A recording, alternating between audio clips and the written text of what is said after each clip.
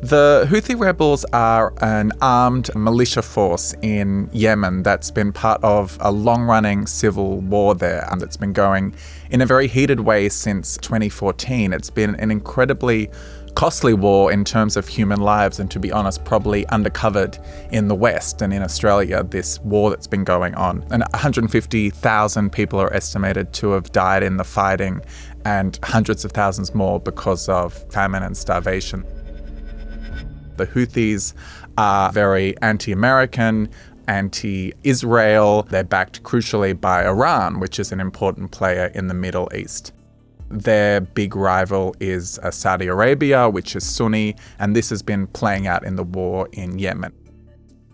The reason we're so interested in it now is that the Houthis are closely allied in many ways to Hamas.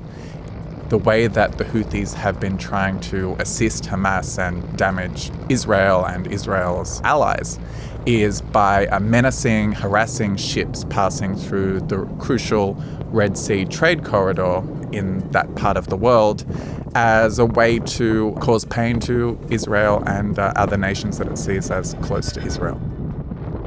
Breaking news out of the Middle East, where United States and British forces have launched airstrikes on Yemen after repeated attacks by Houthi rebels on ships in the Red Sea. This is an international problem that required an international response. This was a very big moment.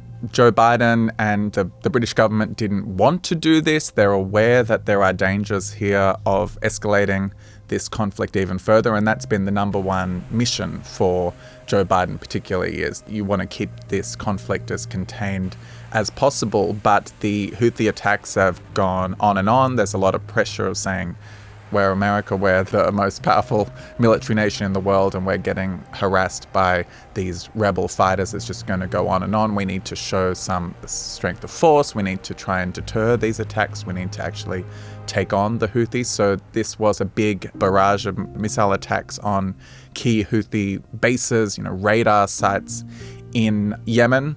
And there was a second day, and the US and UK have said we're willing to do more of this. The Houthis have said they're going to keep up their activities in the Red Sea and they're going to retaliate in some way against this. So it's a very fluid, quite troubling situation, really, and we don't know exactly how it's going to end.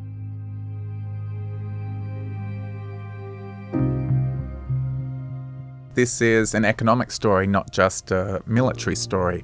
Depending on how you estimate it, the Red Sea corridor that the Houthis have been trying to blockade is about 12 to 15% of international seaborne trade. It's a very important route.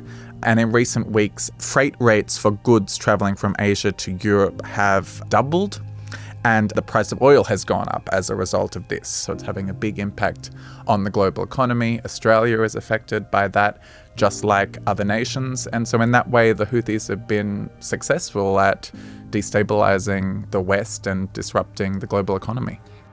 I think the real key player here is Iran. What people don't want, including Iran and the United States, is some kind of direct confrontation between Iran and the United States, or Iran and Israel, because that could quite easily become a very serious regional war. Some people say it would essentially become a world war with people picking their sides. The US, Israel, presumably Australia, UK side, or are you on the side of Iran, China, the countries that are allied with them? And that's what everyone wants to avoid. It's not in anyone's interest right now, including Iran, to do that. But the fear is that some miscalculation, things could get out of hand in the Red Sea, and that's what you see there.